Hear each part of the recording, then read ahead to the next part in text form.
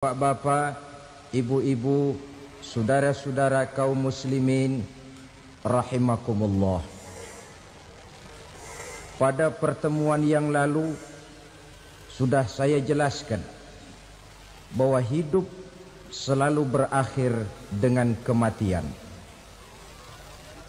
Apabila datang kematian menimpa seseorang, datanglah kiamat baginya. Itu yang disebut dengan kiamat kecil. Hakikatnya mati adalah perpindahan dari kehidupan di dunia ini menuju kehidupan di alam barzakh. Menunggu kita di alam barzakh sampai datangnya saat kiamat.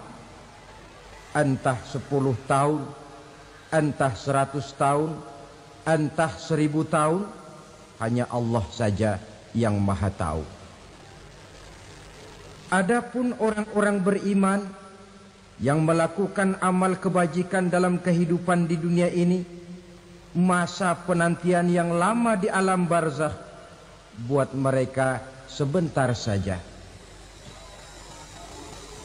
Tetapi bagi orang-orang kafir yang ingkar, yang tidak beriman kepada Allah, yang hidup di dunia cuma menumpuk-numpuk dosa, tentu penantian di alam barzakh akan merupakan waktu yang sangat lama.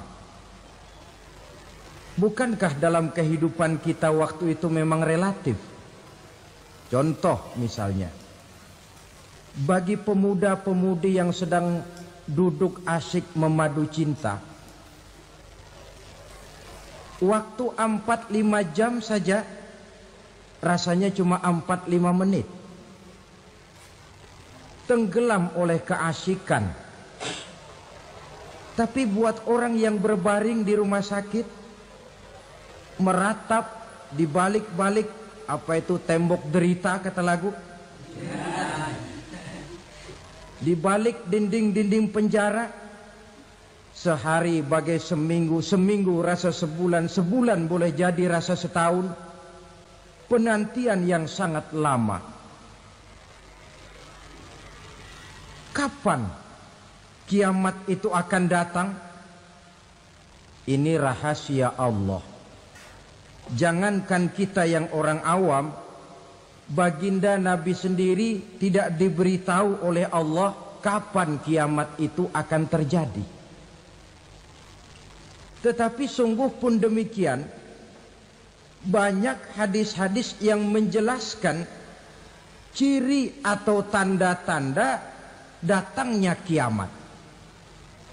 Nah, kalau sudah bicara soal tanda, tanda kiamat itu ada 2. Pertama yang disebut alamatus sughra, tanda-tanda kecil. Ini waktunya masih ada tenggang. Ada yang dinamakan alamatul kubra, tanda-tanda besar, artinya kiamat sudah diambang pintu. Apa tanda-tanda kecil dari datangnya hari kiamat itu?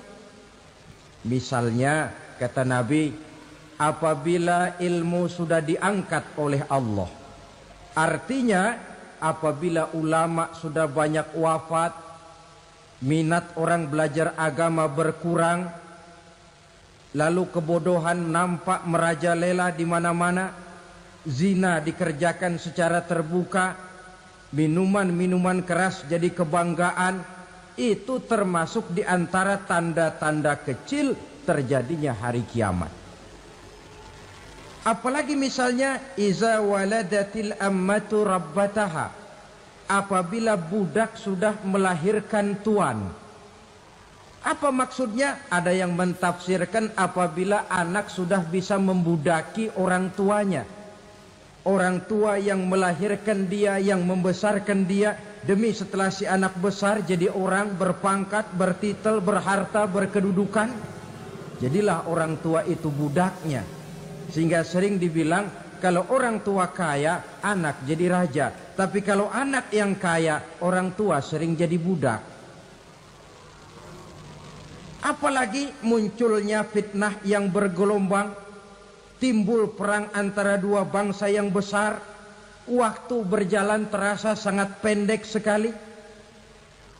Itu merupakan tanda di antara tanda-tanda kiamat. Termasuk di dalamnya sulit membedakan mana laki, mana perempuan.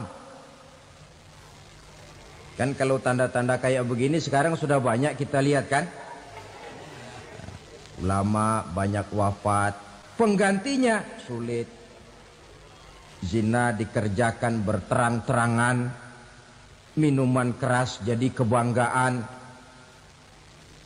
Banyak anak membudaki orang tuanya, sulit membedakan mana laki mana perempuan. Kadang-kadang dari belakang kita lihat perempuan bener, begitu kita colek nengok jenggotan.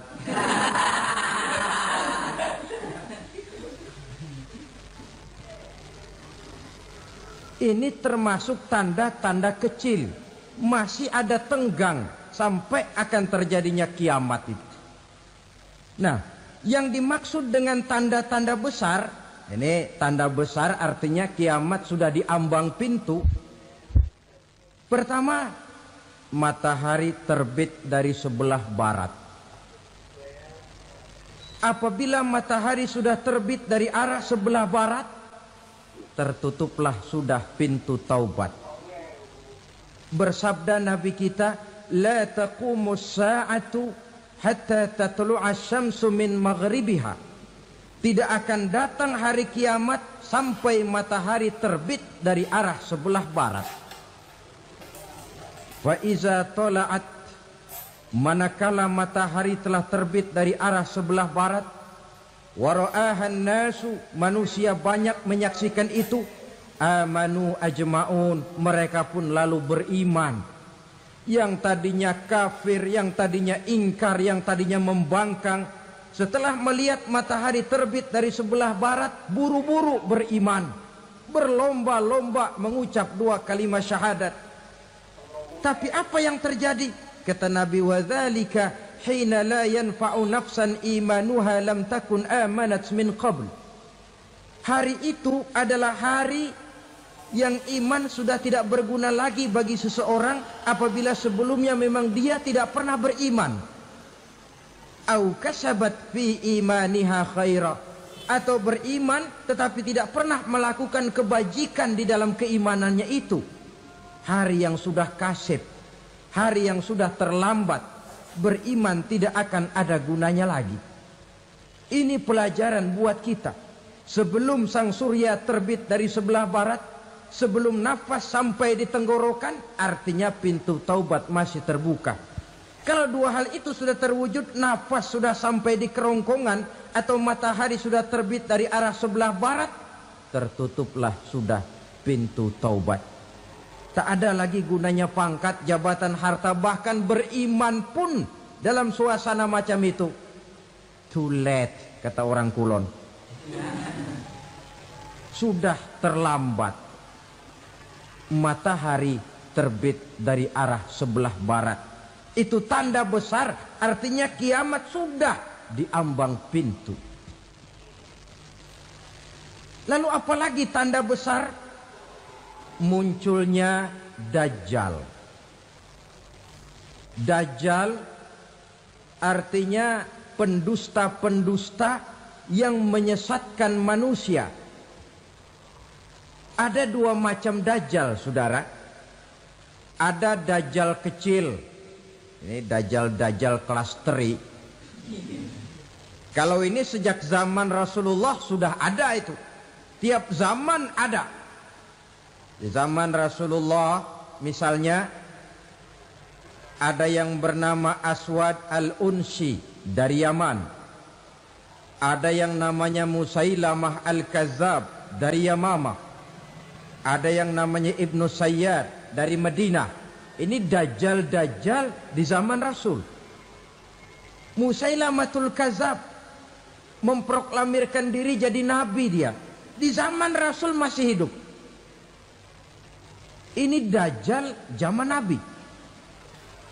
Di zaman sahabat muncul Dajjal-Dajjal. Di zaman kita sekarang ini Dajjal-Dajjal pun gentayangan. Dajjal kelas teri. Kerjanya mendustakan manusia, menyesatkan manusia, memalingkan manusia dari jalan yang benar dan diridhoi oleh Allah Subhanahu wa taala. Adapun yang merupakan tanda besar dari datangnya kiamat, dajjal kelas kakap. Pembohong-pembohong besar yang menyesatkan masyarakat manusia berpaling dari jalan Allah mengikuti jalan mereka. Apa sih ciri dajjal itu? Kata Nabi dalam hadis Bukhari Muslim, "Inna dajjala", sesungguhnya yang namanya dajjal itu yakhruju, satu saat akan muncul mendekati hari kiamat. Wa inna ma'ahu ma'an, si dajjal ini membawa air. Wa naran, dan juga membawa api. Dua simbol. Di tangan yang satu dia bawa air, di tangan yang satu dia bawa api. Wa ammal ladzi yarahu an-nasu ma'an fanarun, adapun yang orang banyak lihat air, hakikatnya adalah api. Yang dilihat api, hakikatnya adalah air. Oleh sebab itu, kalau api yang ditawarkan, ambillah air. Kalau air yang ditawarkan, pilihlah api. Maksudnya apa ini? Ini bahasa simbol, saudara-saudara. Dajjal bicaranya seolah-olah untuk kepentingan manusia. Menawarkan surga. Surga yang dia tawarkan hakikatnya neraka. Hai manusia, kalau kau mau bahagia, jangan dekat-dekat dengan agama. Solat itu tidak efektif dan efisien, tidak produktif dari segi ekonomi itu. Menghadiri majelis taklim cuma buang-buang waktu. Tahajud, tasbih, tahlil, baca Quran, apa itu? Pekerjaan mubazir saja. Hidup ini cuma sekali, masa yang cuma sekali, manfaatkan dengan sebaik-baiknya. Mumpung, dibawanya sifat mumpung tetapi dalam pengertian yang sangat negatif. Bicaranya seolah-olah untuk kepentingan manusia, tetapi sebenarnya menjerumuskan manusia. Menawarkan air, tapi sebenarnya api. Menawarkan api, tapi hakikatnya air. Buat apa kamu sholat? Buat apa kamu bayar zakat? Buat apa kamu puasa? Surga yang dicanangkan Dajjal, hakikatnya neraka. Neraka yang digambarkan Dajjal, pada dasarnya adalah surga. Jadi memutarbalikan fakta itu kerjaan Dajjal. Yang hak jadi batil, yang batil dibilang hak, yang benar jadi salah, yang salah malah jadi benar.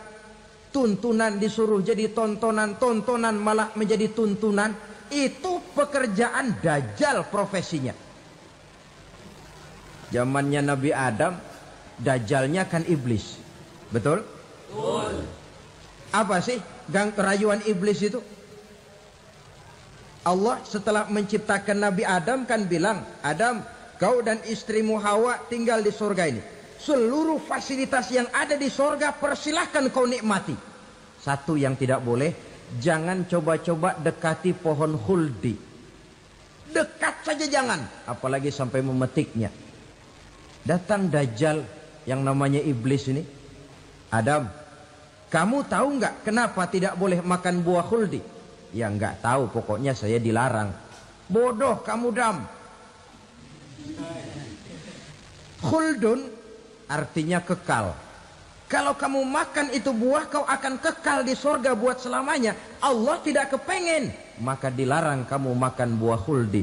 Kalau kau ingin kekal di surga Adam, makan saja. Saya bicara begini ini untuk kepentingan kamu Adam. Ini kan ciri-ciri Dajjal. Bicaranya sih seolah-olah untuk kepentingan Nabi Adam, hakikat sebenarnya menjerumuskan Nabi Adam supaya ingkar dan melanggar larangan dari Allah Subhanahu wa ta'ala. Jadi setelah muncul Dajjal, timbul kekacauan-kekacauan di masyarakat. Banyak yang terpengaruh, terpedaya dan terpesona. termasuk mereka yang memproklamirkan diri jadi nabi, mereka yang memproklamirkan diri jadi rasul di zaman sesudah Rasulullah wafat, itu adalah dajjal-dajjal.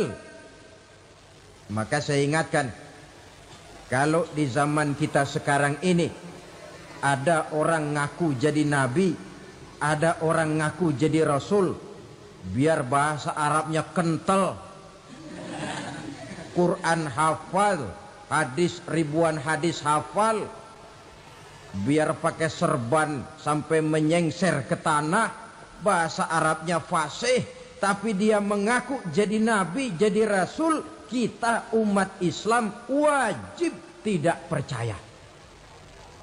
Wajib untuk tidak percaya. Itulah dajjal-dajjal zaman kita sekarang ini. Tidak mustahil mereka datang mempengaruhi orang awam supaya berpaling dari Rasulullah, mengikuti mereka. Nah, di akhir zaman nanti, mendekati hari kiamat, dajjal ini muncul, dajjal kelas kakap, menyesatkan masyarakat manusia untuk berpaling dari Islam, mengikuti seruan mereka. Apalagi di antara datangnya kiamat itu, tanda yang besar itu, turunnya Nabiullah Isa Al-Masih, putra Maryam. Menurut berbagai hadis yang sahih, Nabi Isa Al-Masih nanti akan turun lagi. Tidak membawa risalah yang baru, tapi meluruskan risalah Islam ini yang telah banyak ditinggalkan oleh masyarakat. Bahkan ada hadis menjelaskan beliau akan membunuh Nabi, mematahkan kayu-kayu salib, lalu melaksanakan haji dan umrah mengikuti syariat Nabi Muhammad, bukan membawa agama baru. Menjadi semacam mujaddid, reformer, menyelamatkan manusia dari bisikan dajjal. Bahkan ada riwayat yang menjelaskan bahwa Nabi Isa berhasil mengalahkan dajjal, mengembalikan masyarakat manusia kembali kepada ajaran Islam yang datang dari Allah, dibawa oleh Rasulullah Sallallahu Alaihi Wasallam. Dengan kata lain, turunnya Nabi Isa bukan sebagai Nabi dan Rasul baru, tetapi mengikuti syariat Nabi kita Muhammad Sallallahu Alaihi Wasallam. Saudara hadirin, ibu-ibu hadirat yang saya hormati, kemudian apalagi di antara tanda-tanda besar akan datangnya kiamat itu? Keluarnya asap atau awan. Kata Nabi, inna min asyrati sa'ah dukhanan yamla'u ma bainal masyriqi wal maghrib. Di antara tanda-tanda kiamat, munculnya awan antara langit dan bumi. Ini pun diperkuat dalam surah Ad-Dukhan ayat 10. Fartaqib yauma ta'tis sama bidukhanim mubin fayughshan nas hadza azabun alim. Bagi orang-orang yang beriman, mereka biasa-biasa saja. Tapi bagi orang kufur, datangnya asap dan awan ini merupakan azab yang kelewat pedih.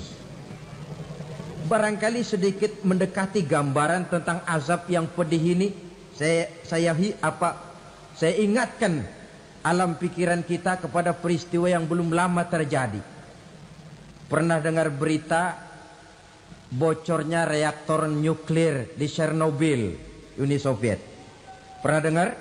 Nah, bocornya reaktor nuklir di Chernobyl yang mengakibatkan ratusan, bahkan sangat mungkin ribuan nyawa. Cuma satu reaktor.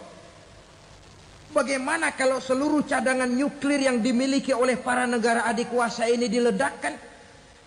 Bahkan yang konon menurut catatan, cadangan nuklir yang dimiliki bersama oleh Amerika dan Rusia sekarang ini sudah sanggup memusnahkan 6 miliar manusia. 1,5 kali lebih banyak dari jumlah manusia yang nongkrong di permukaan bumi ini. Saudara-saudara hadirin yang saya hormati, lalu saat mendekati hari kiamat, apalagi tandanya? Setelah Nabi Isa wafat, pada saat turunnya yang kedua kali,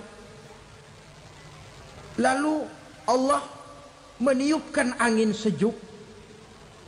Semua orang-orang beriman, orang-orang baik wafat, sehingga penghuni bumi ini cuma tinggal lagi terdiri dari orang-orang kafir. Tidak ada lagi di bumi ini yang bisa mengucapkan Allah. Sehingga dalam hadis qudsi itu ada keterangan, Innallaha azza wa jalla yaqulu li Israfil. Allah pernah pesan kepada malaikat Israfil. Kata Allah, Israfil, Iza sami'ta qailan yaqul Allah Allah fa akhirin nafah 40 sanatan ikraman liqailiha. Hai Israfil, apabila kau dengar di permukaan bumi masih banyak orang yang mengucapkan Allah Allah, maka tunda sangkakala kiamat itu 40 tahun. Untuk apa? Ikraman liqailiha, menghormati orang yang mengucapkan Allah Allah itu. Wah, jadi karena sekarang masih banyak yang mengucapkan Allah, besar hatilah kita, masih jauh kiamat itu. Tapi jangan lupa, kiamat pribadi, kiamat kecil itu yang gak kita sangka-sangka. Ajal datang mencabut nyawa, itu kiamat pribadi. Dan itu yang pasti kita hadapi. Dan itu yang membuat kita tidak boleh bersikap main-main di dalam kehidupan sekarang ini. Saudara hadirin yang saya hormati, tidak ada lagi orang-orang muslim. Seluruh penduduk dunia ini kafir. Lalu terciptalah struktur sosial yang berlandaskan prinsip hidup semau gue. Bakal terjadilah prinsip di mana yang kaya menyantap yang miskin, yang kuat menindas yang lemah.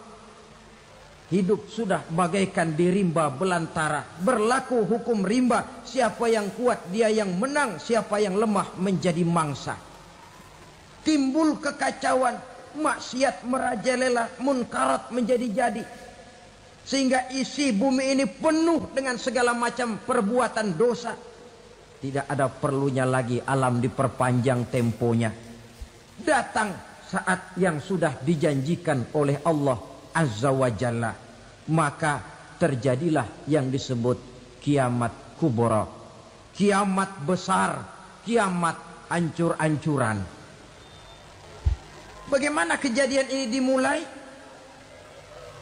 Dalam surah Az-Zumar ayat 68, Allah Subhanahu wa taala berfirman, "Wa nufikha fis-suri fasa'iqa man fis samawati wa man fil ardi illa man sya'allahu."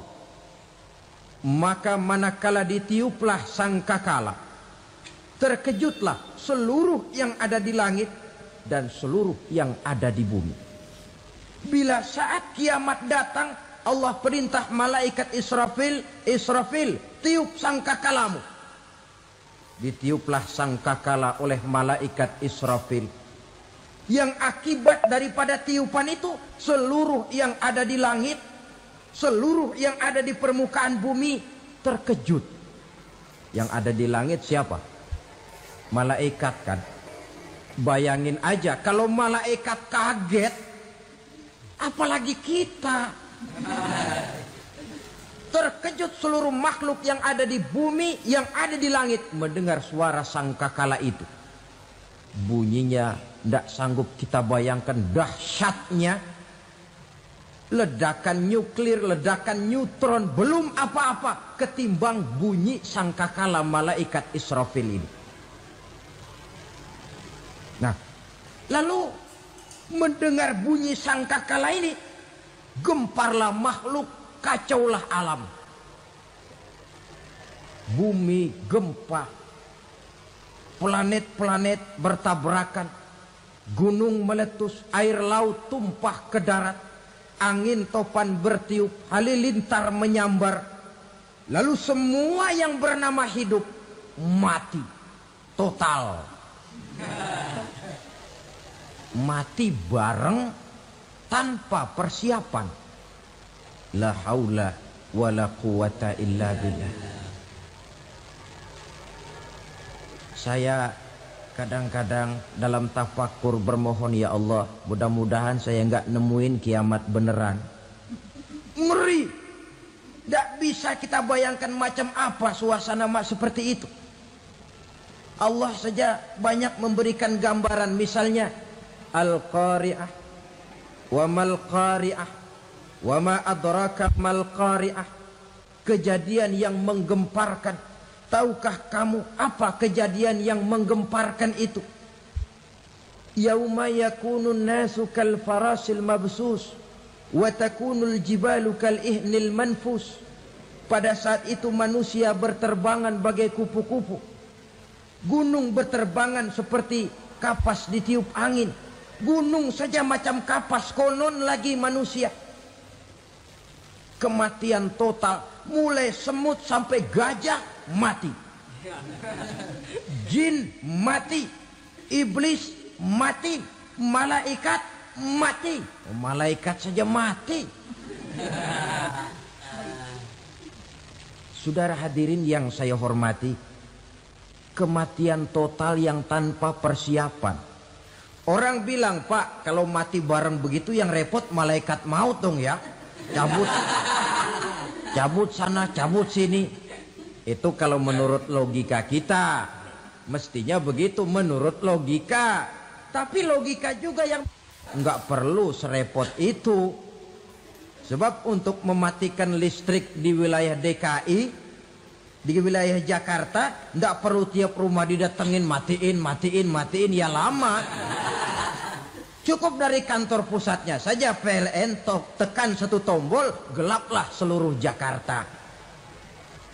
Saudara hadirin yang saya hormati, kematian total.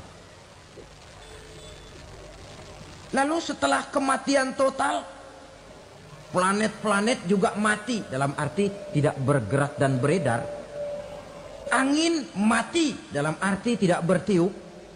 Air mati, dalam arti tidak ada riak gelombang. Pokoknya semua mati. Kullu nafsin za'iqatul maut. Semua yang bernafas mati. Dalam ayat lain, kullu man 'alaiha fan. Semua yang ada di permukaan bumi fana. Yang kekal cuma Allah Subhanahu wa ta'ala. Yang paling belakang mati, malaikat maut dan malaikat Israfil. Tapi mati juga sesuai dengan janji Allah. 10 lamanya. Tidak dijelaskan oleh Abi Hurairah 40 jam, apa 40 hari, apa 40 tahun. Hadis cuma menyebutkan 40 saja. Sunyi alam. Yang tinggal cuma Allah saja lagi. Ketika itu Allah berseru-seru, katanya, limanil mulkul yauma. Siapa para penguasa hari ini? Mana itu raja-raja dan penguasa yang dulu mengaku jadi Tuhan? Fir'aun. Mana Fir'aun sekarang? Yang dulu jadi raja, merasa berhasil, sombong, lalu tidak mau turun-turun dari kekuasaannya, sampai kepada puncak kekurang ajarannya mengangkat diri jadi Tuhan. Mana itu Fir'aun? Namrus. Mana sekarang Namrus? La ilaha illa ana. Ternyata tidak ada Tuhan lain selain daripada aku, kata Allah. Proses kemudian, saudara-saudara, turunlah hujan dari langit. 40 lamanya hujan itu. Tidak jelas juga 40 jam apa 40 hari. Setelah air turun membasahi, datanglah tiupan sangkakala yang kedua. Semua yang bernama mati bangkit dari kuburnya masing-masing. Ini yang disebut Yaumul Ba'thi, hari kebangkitan. Allahu Akbar. pada saat kita bangkit dari kubur kita masing-masing, kumpul di padang mahsyar namanya. Bayangin aja, saya sendiri nggak sanggup bayangin. Manusia sejak zaman Adam sampai zaman kiamat kumpul bareng di tempat sama. Berapa banyaknya itu?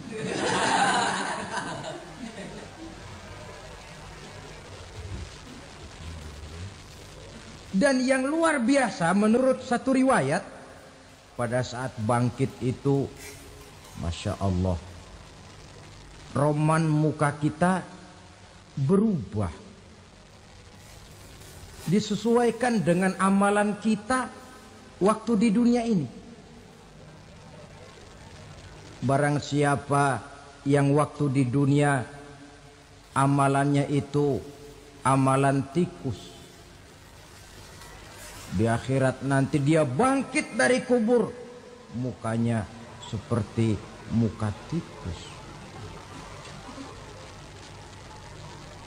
Gagah betul badannya, tapi mukanya seperti tikus. Kenapa? Amalannya waktu di dunia seperti amalan tikus. Apa amalan tikus itu? Suka ngegeragoti barang yang sudah disimpan rapi-rapi. Orang sudah simpan uang rapi-rapi, simpan perhiasan rapi-rapi, digeragoti oleh tikus. Maling-maling, pencoleng-pencoleng, koruptor-koruptor. Itu nanti di akhirat nanti kita lihat mukanya seperti muka tikus. Oh ini waktu di dunia suka nyolong, hanya seperti muka tikus. Barang siapa yang waktu di dunia ini amalannya itu amalan macan, dia akan bangkit nanti mukanya seperti muka macan. Apa amalan macan? Macan itu amalannya menang-menangan. Orang yang mau menang saja nggak mau mengalah. Coba lihat di hutan. Kenal hutan nggak? Nah. Di hutan, raja hutan di mana-mana pasti macan. Betul kan? Betul. Padahal hutan belum pernah bikin pemilihan umum.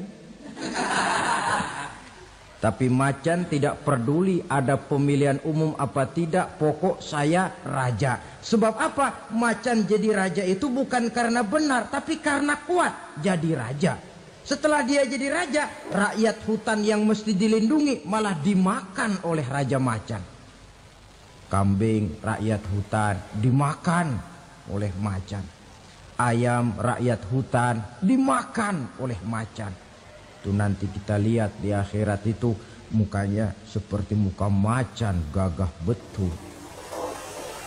Lalu barang siapa yang di dunia ini amalannya itu seperti amalan anjing, nanti dia punya muka seperti muka anjing. Apa amalan anjing? Pertama, anjing itu kalau disuruh jaga rumah, dia tidak bisa membedakan mana maling, mana tamu. Biar yang datang maling, kalau bawa tulang, anjing kalem. Yang kedua, anjing itu akan setia kepada siapa saja yang memberinya roti. Siapa yang memberinya roti, itulah majikannya.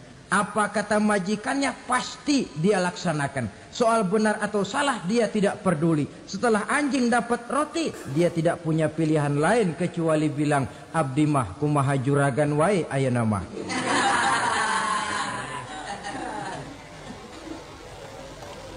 Saudara hadirin yang saya hormati, berkumpul di padang mahsyar, tiap orang sibuk dengan persoalannya masing-masing. Matahari waktu itu didekatkan oleh Allah. Panas luar biasa. Ada yang saking panasnya itu mencucurkan peluh keringat sampai sebatas mata kakinya. Ada yang keringatnya sampai sedengkulnya. Ada yang keringatnya sampai sepusatnya. Ada yang keringatnya mengalir sampai sebahunya. Ada yang kelelap oleh keringatnya sendiri. Sementara orang di sampingnya nggak apa-apa. bergantung lagi amalan dia waktu di dunia ini. Saudara-saudara, sebagian orang dalam kepanikan padang mahsyar berombong-rombong datang mereka menghadap Nabi Adam. Ya Adam, anta abal bashar. Hai Adam, Tuhan adalah bapak moyang manusia. Kami sebentar lagi akan disidang, dimintakan pertanggungan jawab. Tolonglah kami, hai Adam. Kata Nabi Adam, jangankan nolongin sampean, saya sendiri tanggung jawab di hadapan Allah ketika dulu tidak boleh makan khuldi, saya serobot. Sudahlah, urus diri masing-masing saja, nafsi. Begitu kata Nabi Nuh, begitu kata Nabi Ibrahim. Tiap orang bertanggung jawab sendiri-sendiri. Ketika itulah saudara-saudara, nikmatnya menjadi umat Nabi besar Muhammad sallallahu alaihi wasallam. Sebab apa? Walaupun menurut abjad kita ini umat paling belakang, paling belakang kita ini toh, karena Nabi Muhammad adalah Nabi akhir, tapi akan dihisap lebih dulu, lewat di atas sirat lebih dulu, masuk surga lebih dahulu ketimbang umat-umat belakangan. Ketika Rasul mendekati ajal, beliau tanyakan itu kepada malaikat Jibril. Malaikat Jibril berkata, Muhammad jangan khawatir, Allah sudah berjanji, inni haramtul jannata ala sairil anbiya hatta tadkhulaha anta wa haramtuha ala sairil umami hatta tadkhulaha ummatuka. Surga aku haramkan buat seluruh nabi kecuali kalau engkau Muhammad sudah masuk ke dalamnya, dan surga aku haramkan buat seluruh umat kecuali kalau umatmu Muhammad sudah masuk ke dalamnya. Logikanya, walaupun menurut abjad kita umat paling belakang, bakal dihisap paling dulu, lewat di atas sirat paling dulu, masuk surga paling dulu, kalau mampir ke neraka juga paling ya resiko. Jangan mau enaknya aja paling dulu. Saudara hadirin yang saya hormati, setelah masa kebangkitan itu jangan dikira begitu bangkit langsung diperiksa. Masih menunggu menanti ribuan tahun perhitungan padang mahsyar untuk sampai kepada proses yang disebut yaumul hisab, hari perhitungan. Seorang demi seorang bakal dipanggil. Bayangkan saja, kita se-RT saja di absen, kadang-kadang perlu waktu lama. Ini manusia sejak zaman Nabi Adam sampai datang hari kiamat, satu demi satu disidang di hadapan Qadhi Rabbul Jalil. Status sosial copot sudah waktu itu. Yang pernah jadi hartawan di situ tidak lagi kelihatan kehartawanannya. Yang pernah jadi jenderal tidak lagi dipanggil jenderalnya. Yang ustadz tidak lagi dipanggil al-mukarramnya. Seluruh status sosial selesai. Dipanggillah kita seorang demi seorang menghadap Qadhi Rabbul Jalil. Bagaimana proses penghisaban itu? Pertama, proses tanya jawab. Di antaranya ada hadis menyatakan, lan tazula qadama 'abdin yaumal qiyamah hatta yus'ala an arba'i khisalin. Besok di hari kiamat tidak akan bergeser telapak kaki seorang hamba sampai dia ditanya lebih dulu tentang 4 persoalan. Tentang ilmunya. Kemana ilmu itu diamalkan? Tentang umurnya. Di mana umur itu dihabiskan? Tentang masa mudanya. Kemana masa muda itu dipakai? Tentang hartanya. Dari mana harta itu didapat dan kemana harta itu dibelanjakan. Ini termasuk proses tanya jawab. Jadi kalau istilah pengadilan dunia, nama Fulan bin Fulan. Kamu waktu di dunia diberikan umur panjang untuk apa? Pernah mengalami masa muda, kemana kau habiskan masa remajamu? Kau diamanahkan ilmu, dengan apa ilmumu kau amalkan? Kau diberikan harta, dari mana harta kau dapat, kemana kau belanjakan? Tak seorang pun yang bisa mungkir Sebab apa? Dikala itu yang menjadi saksi bukan orang. Yang menjadi saksi adalah seluruh anggota badan kita.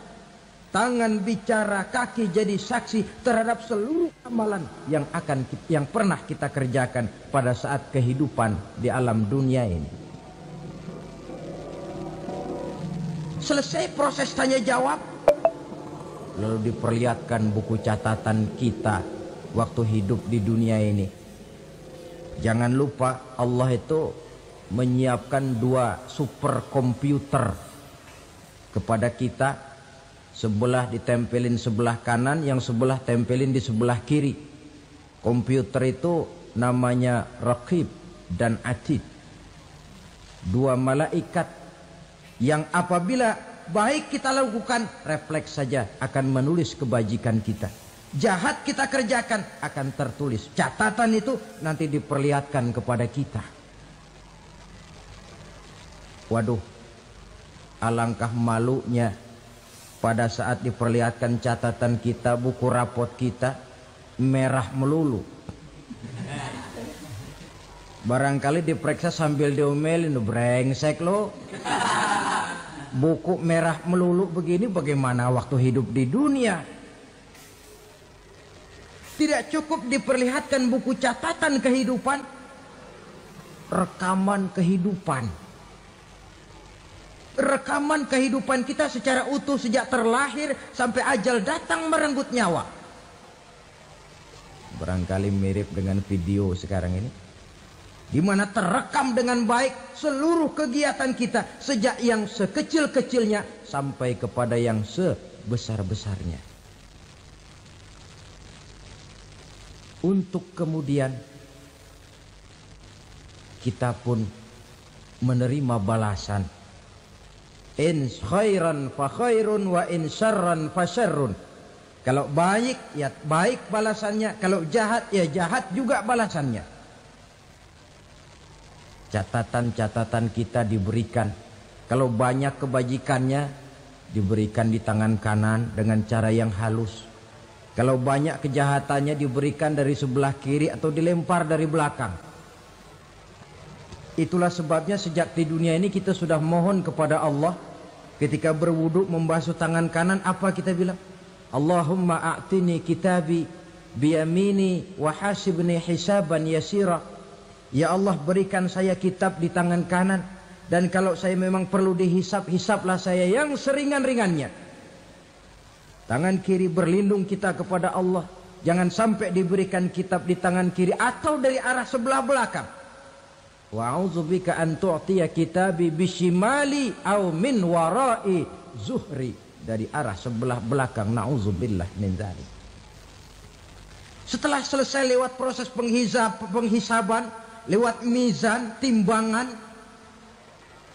maka yang sudah selesai dihisab itu bergeraklah menuju sirat, jembatan yang terbentang menuju surga melalui neraka. Saudara-saudara, panjangnya perjalanan sirat itu memakan waktu ratusan tahun. Tetapi orang yang lewat di atas sirat pun macam-macam, bergantung amalannya ketika di dunia ini. Ada yang lewat di atas sirat itu kal barkil khatib, seperti kilat yang menyambar, lep, sudah sampai dia di surga. Cepat bukan main. Ada yang lewat di atas sirat itu seperti orang lari-lari. Ada yang lewat di atas sirat itu seperti orang jalan biasa. Ada yang sambil merangkak, ada yang sambil ngesor, ada yang sambil gelayutan. Ada yang selamat sampai ke ujung ke surga, ada yang tergelincir jatuh masuk ke dalam neraka, bergantung amalannya dalam kehidupan di dunia sekarang ini. Tiap kita akan melewati yang namanya sirat ini. Saudara-saudara kaum muslimin yang saya hormati, dengan demikian mereka yang selamat melalui sirat sampai ke terminal akhir surga, Mereka yang ketika dihisap ternyata banyak kejahatannya daripada kebaikannya, mereka singgah di dalam neraka. Nah, adapun orang-orang yang beriman, menurut ayat Quran dan hadis Nabi, itu nanti ada bermacam-macam. Ada orang beriman itu yang dimasukkan surga. Ada orang beriman itu yang dimasukkan ke dalam surga. Ada orang beriman itu yang disebut penduduk surga. Kenapa lain-lain, Pak? Karena waktu di dunia amalannya juga lain-lain. Ada orang beriman yang masuk surga. Ini paling murah tiketnya. Mau masuk surga? Kata Nabi begini, ma min abdin qala la ilaha illallah thumma mata ala dhalik illa dakhalal jannah. Kalau seorang hamba sudah mengucap dua kalimat syahadat, dia yakin dengan kebenaran kalimat itu sampai matinya, orang itu akan masuk surga. Abi Dzar yang waktu itu diajak bicara heran, ya Rasul kok gampang betul? Iya. Walaupun orang itu mencuri, iya. Walaupun orang itu berzina, iya. Biar dia mencuri, biar dia berzina, kalau dia sudah mengucap dua kalimat syahadat, dia yakin dengan kebenaran kalimat itu sampai matinya, itu orang akan masuk surga. Jadi masuk surga cukup dua kalimat syahadat, yakin sampai mati, masuk surga. Itu perkara masuk. Tapi kalau pertanyaannya diterusin, masuknya kapan, Pak? Nah, ini lain lagi urusannya. Sebab ada yang masuknya itu langsung, ada yang mampir dulu. Di sana tempat cuma dua. Kalau tidak surga, neraka. Mau ke surga, tapi mampir dulu. Yang mampirnya jelas di neraka. Kenapa? Dalam hadis qudsi ada riwayat. Nanti itu di akhirat, setelah Allah selesai mengatur penduduk surga masuk surga, yang neraka masuk neraka, Allah berkata kepada malaikat Malik, malaikat Malik, labaik ya Allah. Itu bajingan-bajingan tengik, manusia-manusia durjana yang waktu di dunia tidak mau sujud, jauh dari ulama, gemar melakukan yang munkarat dan maksiat, hidup di tengah masyarakat selalu jadi bibit keonaran, kufur, sudah masuk neraka semua. Sudah ya Allah. Nah, kalau sudah, coba sekarang kamu masuk, Malik. Saya, iya, masuk neraka. Mau apa ya Allah? Kata Allah, akhriju minan nar man kana fi qalbihi misqala habbatin min khardalin min iman. Kau masuk neraka, cari di dalam neraka orang-orang yang ada imannya walaupun kecil sebesar biji zarah, angkat mereka keluar.